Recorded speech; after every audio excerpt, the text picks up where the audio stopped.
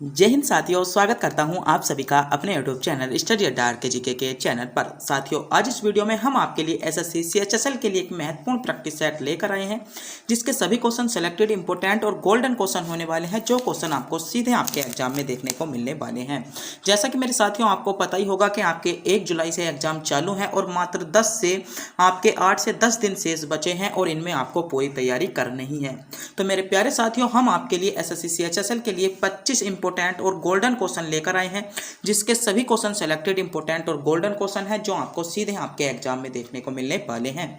तो मेरे प्यारे साथियों, इन 25 के 25 क्वेश्चनों को कवर जरूर करिएगा और ये इतना देखिएगा कि आप इनमें से 25 क्वेश्चनों में से कितने क्वेश्चनों को कवर कर पाते हो, आपका स्कोर क्या रहा और आपका लेवल कहाँ डाउन चल रहा है और कहाँ कहाँ से आपसे क्वेश्चन पूछे जाते हैं, सभी आप इस वीडियो के माध्यम से देख सकते हैं। तो आपको जो टारगेट दिया जाता है, इन 25 में से 18 क्वेश्चनों को सही करने का दिया जाता है। देखते हैं आप इनमें से कितने क्वेश्चनों को सही कर पाते हो। तो आपको पहला क्वेश्चन है, यहाँ पर डैश की जगह आपको बताना होगा कंधे की त्रिकोणीय मांसपेशियां है। तो इनमें से आपको बताना होगा जो कंधे की त्रिकोणीय जो मांसपेशियां है वह आपकी कौन सी है, यह क्वेश्चन आपसे पूछा गया है। तो इसमें जो आपका सही जवाब होगा डेल्टाइडस जो है वह आपकी क्या है, कंधे की त्रिकोणीय मांसपेशियां है, यानी इसमें सी विकल्प के साथ इसमें आपका बिल्कुल करेक्ट जवाब होगा। मेरे प्यारे साथियों, अगर आप भी इन क्वेश्चनों का जवाब जानते हो तो हमें कमेंट बॉक्स में बता सकते हो और आप इस जो आपका प्रैक्टिस सेट है इसकी पीडीएफ पाना चाहते हो तो इसका लिंक आपको वीडियो के डिस्क्रिप्शन में मिल जाएगा, वहां से जाकर आप पीडीएफ डाउनलोड कर सकते हो। अगला क्वेश्चन है आपका, सिंहगढ़ के किले की मुगलों के से रक्षा करते हुए निम्नलिखित में से किस मराठा शासक को अपने प्राण त्याग या गंवाने पड़े। आपसे क्वेश्चन पूछा गया है सिंहगढ़ का किला, जो आपका सिंहगढ़ का किला था उसमें ऐसे मुगलों से रक्षा करते हुए ऐसा कौन सा मराठा शासक था जिसको अपने प्राण क्या थे, गंवाने पड़े या अपने प्राणों को क्या था, त्यागना पड़ा। तो कौन से थे वे? तो आपका सही जवाब होगा तानेजी मालू सरे को क्या है, जो आपका सिंहगढ़ राज्य था उसके किले की मुगलों से रक्षा करने के लिए अपने प्राणों को गंवाना पड़ा था, यानी सी विकल्प के साथ इसमें आपका बिल्कुल करेक्ट जवाब हो जाएगा। अगला क्वेश्चन है आपका, जे थॉमसन को की खोज के लिए भौतिक में नोबेल पुरस्कार मिला। तो आपसे पूछा गया है जो आपके जे थॉमसन है उसको प्रोटॉन की खोज के लिए, इलेक्ट्रॉन की खोज के लिए, न्यूट्रॉन की खोज के लिए या पॉजिट्रॉन्स की खोज के लिए। तो बताइए जे जो थॉमसन थे उनको किसकी खोज के लिए, इनमें से आपको बताना होगा। यहाँ पर आपको पूछा गया है कि किसकी खोज के लिए आपको जो है भौतिक में नोबेल पुरस्कार मिला था। तो इंपॉर्टेंट क्वेश्चन आपके लिए एसएससी सीएचएसएल के लिए इंपॉर्टेंट क्वेश्चन बन जाता है। तो जे थॉमसन को जो मेरे दोस्तों आपको जो आपका नोबेल पुरस्कार मिला था वह आपका इलेक्ट्रॉन की खोज के लिए मिला था, यानी बी विकल्प के साथ इसमें आपका बिल्कुल करेक्ट जवाब होगा जिन बच्चों ने विकल्प बी को चुना है। अगला क्वेश्चन है आपका, 1564 में मुगल सेनाओं से लड़ते हुए गढ़ कटांग का बचाव करने के दौरान किस रानी की मृत्यु हो गई थी। तो इंपॉर्टेंट क्वेश्चन है। क्वेश्चन पूछा गया है कि जब आपका 1564 में मुगल सेना को लड़ते हुए जो आपकी गढ़ कटांग को बचाने के लिए, जो आपके गढ़ कटांग थे उनको गढ़ कटंगा को बचाने के लिए कौन सी रानी की मृत्यु हो गई थी। तो कौन सी रानी थी? तो आपका सही जवाब होगा रानी दुर्गावती। रानी दुर्गावती की क्या हो गई थी, आपकी मृत्यु हो गई थी, यानी सी विकल्प के साथ इसमें आपका बिल्कुल करेक्ट जवाब हो जाता है। अगला क्वेश्चन है आपका, निम्नलिखित में से किस खनिज में ऑक्सीजन नहीं होती। तो बताइए, इंपॉर्टेंट और सेलेक्टेड क्वेश्चन बन जाता है। क्वेश्चन नंबर 5वां है आपके लिए।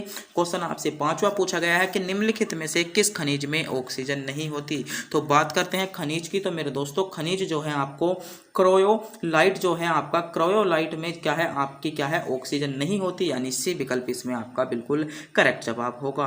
अगला क्वेश्चन है आपका, हरी खाद किससे प्राप्त की जाती है। इंपॉर्टेंट क्वेश्चन है यह क्वेश्चन, आपको सेलेक्टेड क्वेश्चन कहूंगा। क्वेश्चन नंबर 6 को, क्वेश्चन नंबर 6 है आपका, हरी खाद किससे प्राप्त की जाती है। तो बताइए हरी खाद आपकी किससे प्राप्त की जाती है। तो बात करते हैं हरी खाद की। तो मेरे दोस्तों, हरी खाद जो प्राप्त की जाती है अपघटित हो रहे हरे शिवपाद से, जो आपके हरे शिवपाद होते हैं उनसे जो की जाती है आपकी हरी खाद प्राप्त की जाती है, यानी डी विकल्प के साथ इसमें आपका बिल्कुल करेक्ट जवाब हो जाएगा।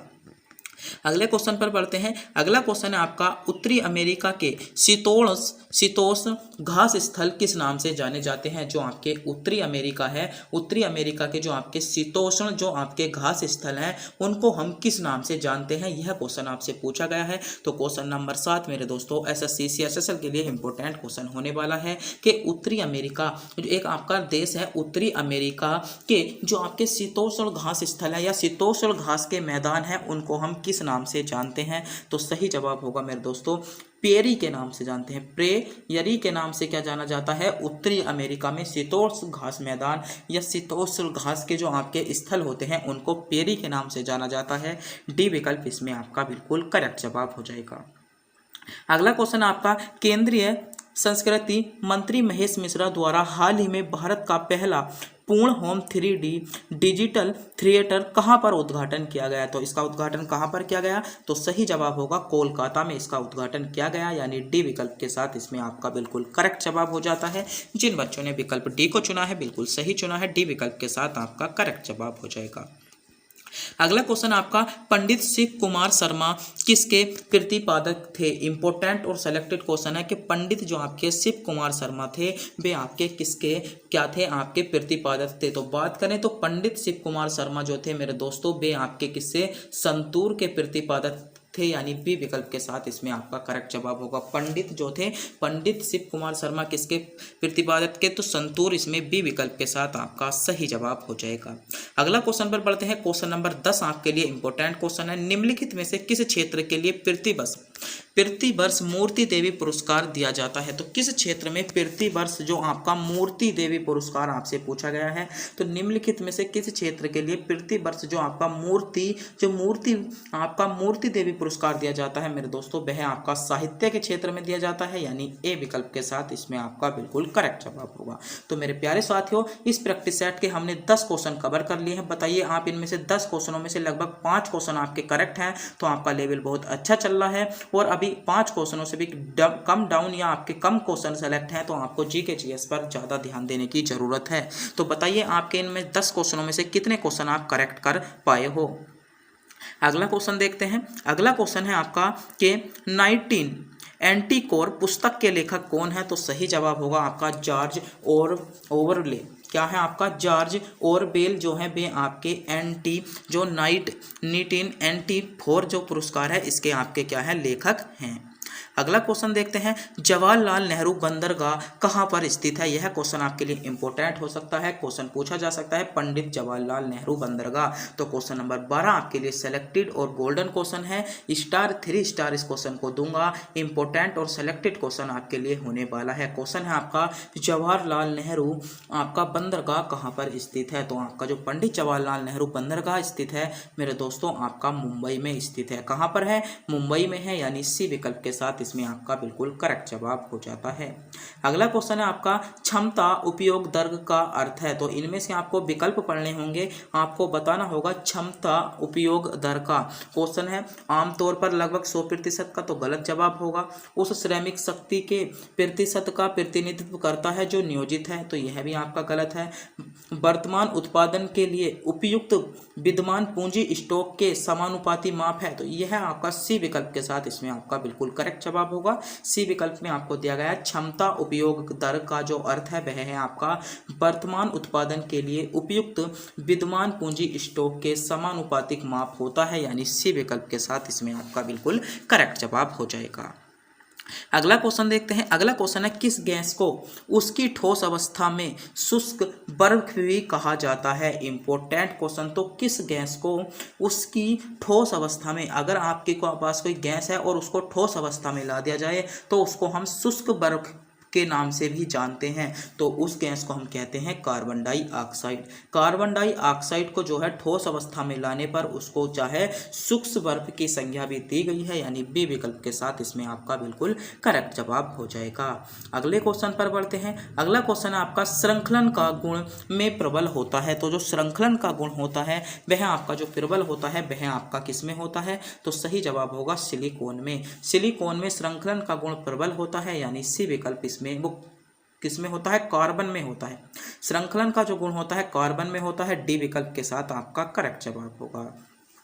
अगला क्वेश्चन है आपका, खेल नृत्य रूप थोड़ा, खेल नृत्य है जो आपका रूप थोड़ा है का संबंध किस राज्य से है? तो क्या संबंध किससे है? तो आपका सही जवाब क्या होगा, किससे है इसका संबंध? आपका सही जवाब होगा इसका संबंध आपका हिमाचल प्रदेश से है। किससे है संबंध? हिमाचल प्रदेश से है, यानी डी विकल्प के साथ इसमें आपका करेक्ट जवाब हो जाएगा।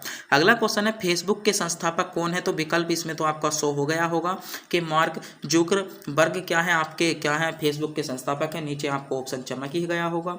अगला क्वेश्चन है, 1876 में कलकत्ता में द्वारा इंडियन नेशनल एसोसिएशन की स्थापना की गई थी। तो किसके द्वारा की गई थी? तो आपका इसमें जो सही जवाब होगा वह होगा आनंद मोहन बोस द्वारा। 1857 में कोलकाता में आनंद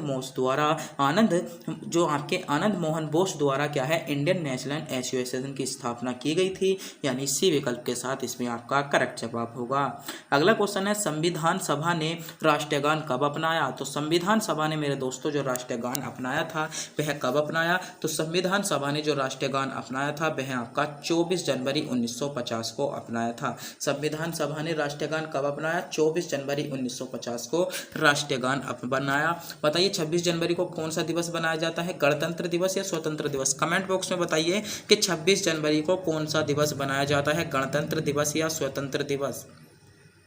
अगला क्वेश्चन है आपका, पनामा नहर स्वेज नहर से भिन्न है क्योंकि इसमें लोक जलपास प्रणाली है, इसमें मार्ग छोटा है, इसका मार्ग व्यस्त है, या इसमें कम व्यस्त है? तो ये विकल्प आपके तीनों गलत हो जाते हैं। इसका जो सही जवाब होगा, इसमें लोक या जलपास प्रणाली है, यानी पनामा नहर जो स्वेज नहर से भिन्न है वह विकल्प ए के कारण भिन्न है, यानी ए विकल्प इसमें आपका करेक्ट जवाब होगा।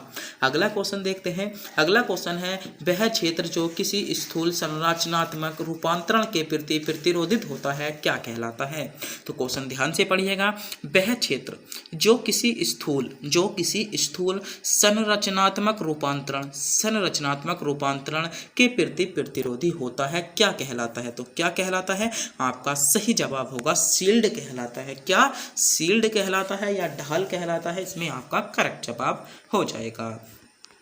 अगला क्वेश्चन है आपका, हाइड्रोफोबिया किसके कारण होता है? ऑप्शन है जीवाणु के कारण, बोरोआ या विषाणु के कारण, तीव्र विषाणु के कारण, या रेबीज का विषाणु के कारण। बताइए हाइड्रोफोबिया जो रोग होता है वह आपका किसके कमी कारण होता है? तो सही जवाब होगा इसमें जो आपका करेक्ट जवाब होगा वह आपका सही जवाब जो होने वाला है आपका क्या होगा, रेबीज का विषाणु के कारण। रेबीज विषाणु डी विकल्प के साथ इसमें आपका करेक्ट जवाब होगा। अगला क्वेश्चन है, कौन सा जीव दो टुकड़ों में कट जाने के बाद भी फिर से बढ़ जाता है? मेंढक, केंचुआ। तो छिपकली इसमें क्या होगा, आपका सही जवाब होगा। और केंचुआ भी जो होता है वह आपका दो भागों में अगर इसको हम बांट दें तो वह भी आपका क्या होता है, फिर से जुड़ जाता है, बढ़ जाता है। और छिपकली की आपकी देखा होगा पूंछ काट देते हैं तो भी वह चलती रहती है।